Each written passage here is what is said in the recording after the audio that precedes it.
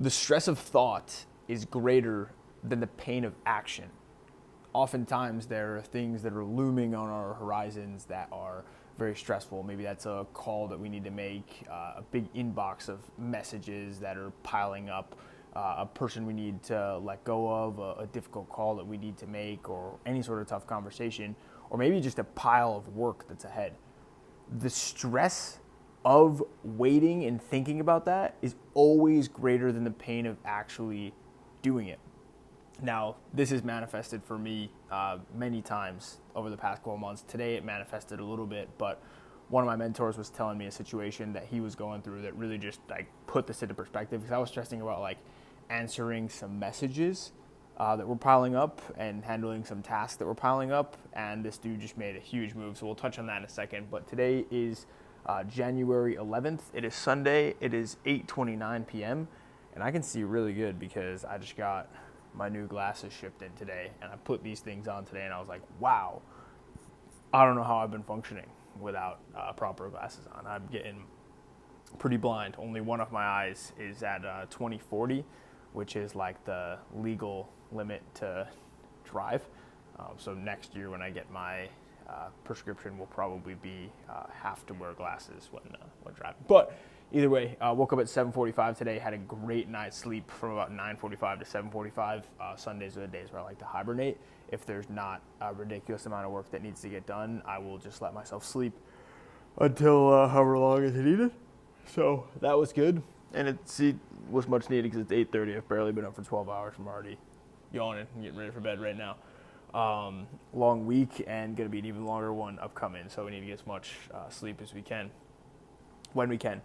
Did my 5 reach outs today, swiping up on stories. Workout was a 4-mile easy recovery run.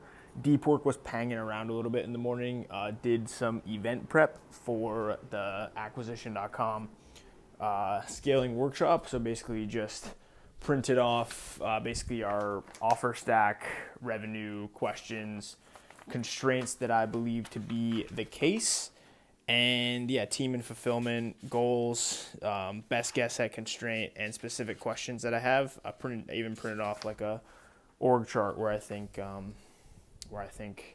organization should lie, like we've kind of been talking about on these calls. So that was one, and then I did some para work. So para is a digital organization mentality and framework for all of the big old notes that I have everywhere on the whiteboards and the notebooks and the Apple Notes and the Notion and all the thoughts that we get throughout the week. I have basically a quick capture inbox where I have all the stuff that I'll write on the whiteboards or notebooks and stuff. I'll put them into one quick capture, and then on Sundays I'll go through when I have the time and organize them.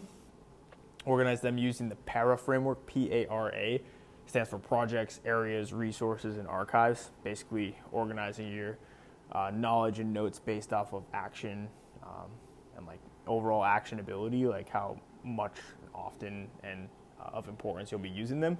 And then also did some scripting for the client that we're going to go see in San Diego. We'll be in San Diego a week from today.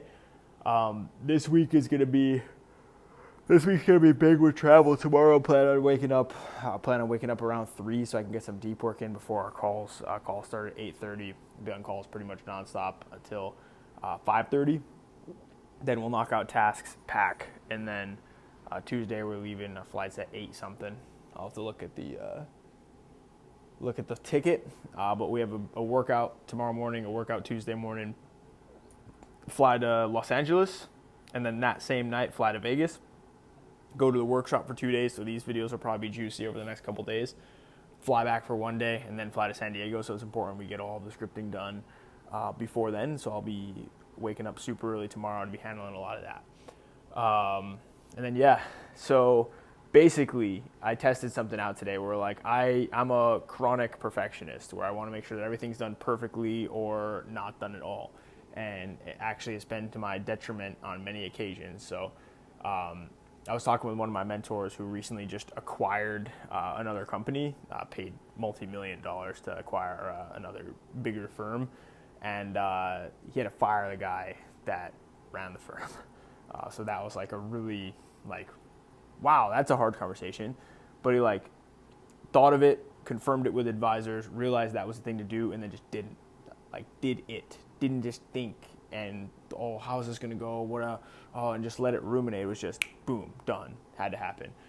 So for me, I like to let my messages sit until I have the perfect response. Today, when I was out on my easy run, I was actually answering messages while I was out there, just dictating it with voice to text, and just getting the messages done, getting done all the calls that needed to be done, and just clearing everything off my plate, which is exciting for Sunday night.